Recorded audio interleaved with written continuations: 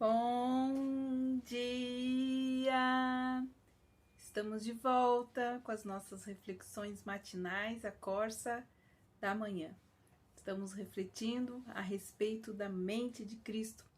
Como nós podemos cultivar a mente de Cristo, como podemos ter uma mente semelhante de Cristo, já que esta é uma obra que Deus e Jesus Cristo estão operando através do Espírito Santo em nossas vidas.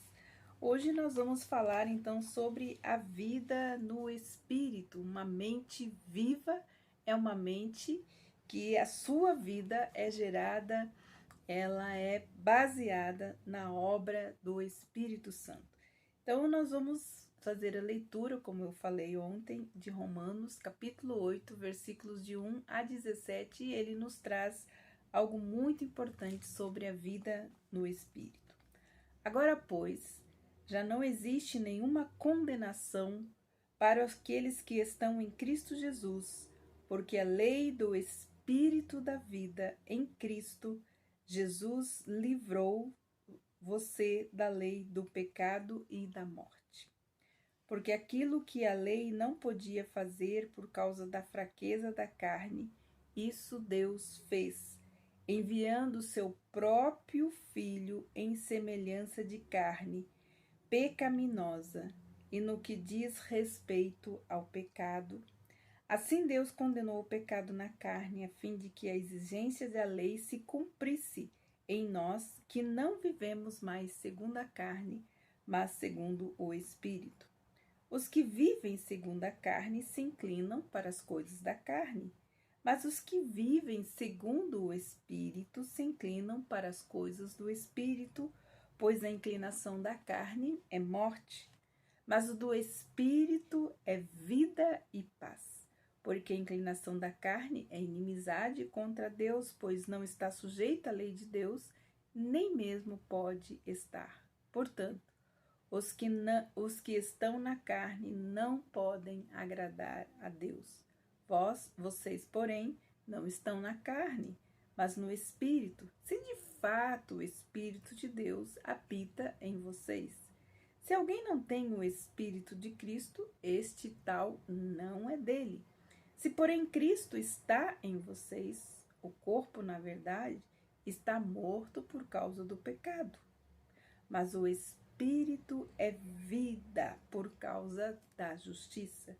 Se em vocês habita o Espírito daquele que ressuscitou Jesus dentre os mortos, este mesmo que ressuscitou Cristo dentre os mortos, vivificará também o corpo mortal de vocês, por meio do seu Espírito que habita em vocês. Então, nós temos aqui a vida no Espírito, então, a lei da vida, e também temos aqui a lei da morte. Essa passagem, ela descreve a vida e a morte espiritual.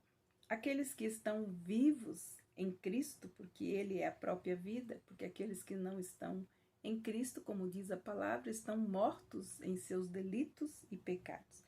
Então, aqueles que estão em Cristo, vivendo a vida no Espírito de vida, são guiados por Ele, vivem na justiça de Deus, ocupam-se das coisas que são espirituais e andam também no Espírito.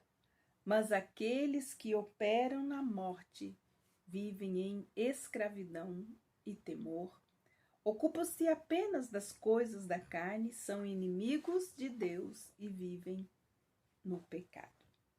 Então, nós já vimos que a primeira característica da mente cristã, da mente de Cristo, é a viva, como vimos anteriormente. Então, estarmos espiritualmente vivos significa estarmos em um relacionamento com Cristo. Cristo é a nossa liberdade. Então, estarmos espiritualmente vivos significa estar relacionado com Cristo, com a liberdade com que Cristo nos dá. Só pode haver, então, uma genuína liberdade, como nós vimos, aonde a vida espiritual. aonde há o Espírito de Deus, aí há liberdade. E se o próprio Espírito de Deus habita em nós, então há liberdade. Onde há vida espiritual, há genuína liberdade. A vida não será plenamente espiritual até que sejamos absolutamente livres. Então, esta liberdade no Espírito, em Cristo Jesus, esse que é importante, este é o primeiro passo no processo de nós termos a mente de Cristo.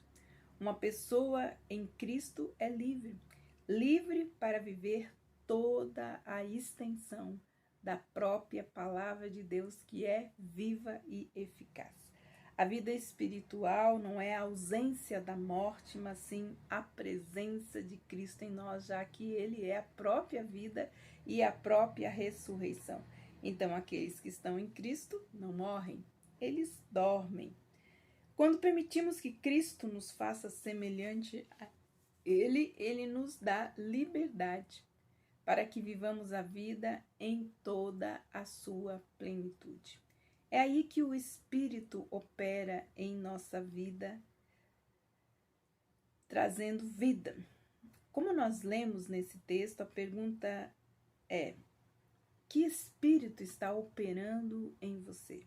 O Espírito da vida ou da morte?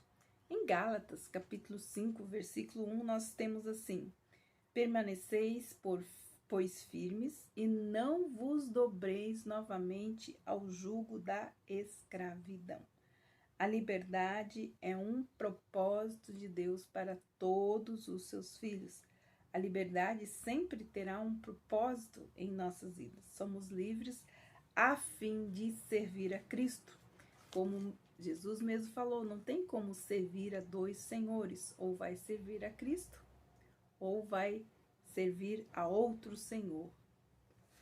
Somos escravos, ou nós servimos a Cristo, ou nós somos escravos do mundo, ou somos servos de Cristo. É uma decisão daqueles que vivem em Cristo Jesus. Estamos operando, então, no espírito de vida ou de morte. Se queremos realmente, como filhos de Deus, servir a Cristo, nós devemos optar por libertar-nos do mundo, ou seja, das suas influências, das suas ideologias, dos seus conceitos, das suas ideias. A palavra de Deus fala que o mundo jaz no maligno. Então, já todas as coisas já estão fadadas, né? Já estão mortas, não tem a vida. 1 Pedro, capítulo 2, versículo 16, nos diz assim: Deus inspirou Pedro, né?